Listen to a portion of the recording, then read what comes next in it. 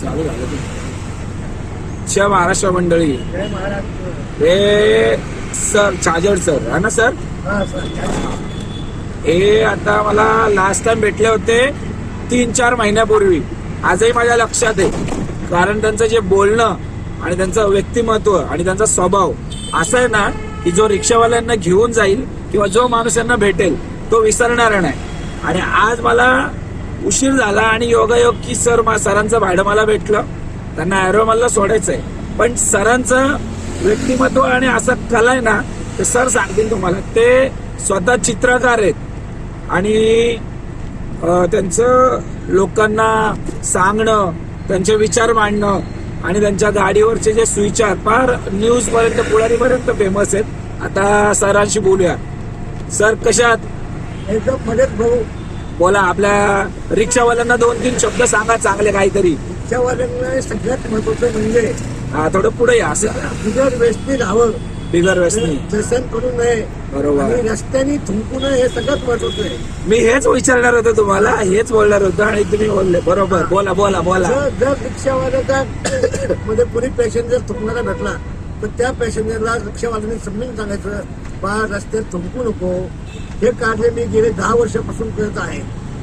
आणि पुढारी आणि आज का आनंद ह्या लोकांनी माझी मुलाखत घेऊन संपूर्ण पेपरमध्ये माझी माहिती दिली आहे. याच कारणामुळे ना, स्वच्छतेमुळे. 60 वर्षी चित्रकलेचा मोठा एक ग्रुप बनवला आहे आणि आता 10 वर्ष झालं ग्रुप चालवतोय. माझे बॉम्बे, नगर, नाशिक सगळीकडे चित्राचे एक्झिबिशन झाले. युरोपमधला सुद्धा माझ्या चित्राचे एक्झिबिशन झालं. मी फक्त लोकांना एकच सांगतो, तुम्हाला कोणताही छंद असेल तो छंद 100% जोपासा. तुम्हाला त्यात निश्चित यशस्वी करेल आणि तुम्हाला समाधान खूप चांगलं मिळेल. म्हणजे छंद जोपासला पाहिजे असं सरांचं असो, जोपासलाच पाहिजे. आणि व्यसनापासून मुक्त राहिला, छंद जोपासला तर परमेश्वर तुम्हाला नेहमी आनंदी ठेवेल. हो. आमचे 100%. आमचे रिक्षावाले ना भरपूर काही असे लोक आहेत, त्यांच्यावरती काही लोक व्हिडिओ बनवतात जे रस्त्यावरती ना असे विमल कान वगैरे खाऊन चुकतात. आता एवढं घाण असतं ना ते, त्याच्या कारणामुळे बऱ्याच लोकांना आजार होत असतात, हे असतात. पण आता व्यसन आपल्या शरीरासाठी भरपूर घातक असतं. बरोबर. तर सरांनी विचार सांगितला आणि सरांचे चित्र बघा तुम्हाला दाखवतो. तुम्हाला माझ्या पुढाची बातमी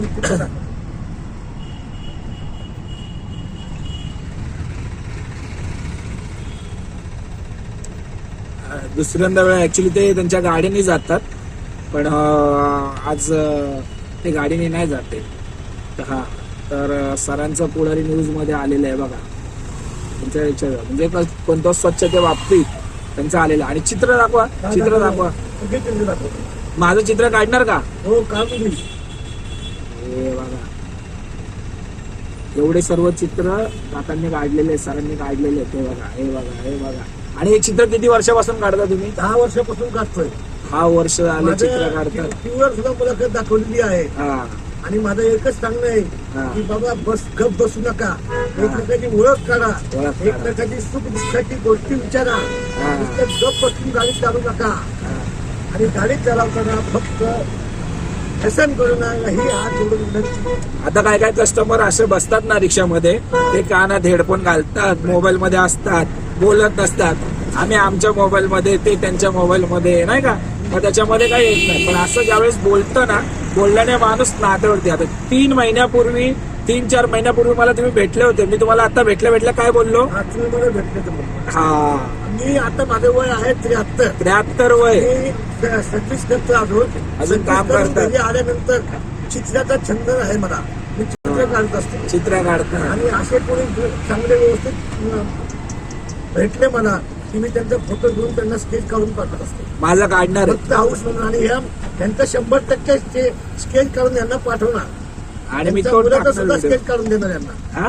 तुमच्या मुलाचा सुद्धा. हो, माझा मुलगा लय आगावे. त्याला चित्र काढून पाठवतो त्याचं मी. चालते. मी तुम्हाला माझ्या नंबर देतो उतरल्यावर. मग तुम्हाला तुमचे स्केच, माझ्या सुनेचं पण स्केच काढून देईल तुम्हाला. ओके. सून कुठली आहे? बारामती. मग त्या सुनेचं सुद्धा तुम्हाला चित्र काढून देईल. तुमचं पण काढाल. आई वडिलाचं काढायचं, आई वडिलाचं पण काढून देईल. मला 1 रुपया सुद्धा माझं पैसे नाही पाहिजे. फक्त प्रेमा खातीर मी करणार. नक्की. तुम्हाला प्रेम भेटणार. मी तुम्हाला उतरल्यावर नंबर द्या आणि तुम्हाला तुमचे स्केच काढून पाठवतो. Okay okay. जय महाराष्ट्र. आणि, धन्यवाद. मी माझ्या इतक्या प्रेमाने हे सगळं विचारलं त्याबद्दल खूप खूप धन्यवाद. जय महाराष्ट्र.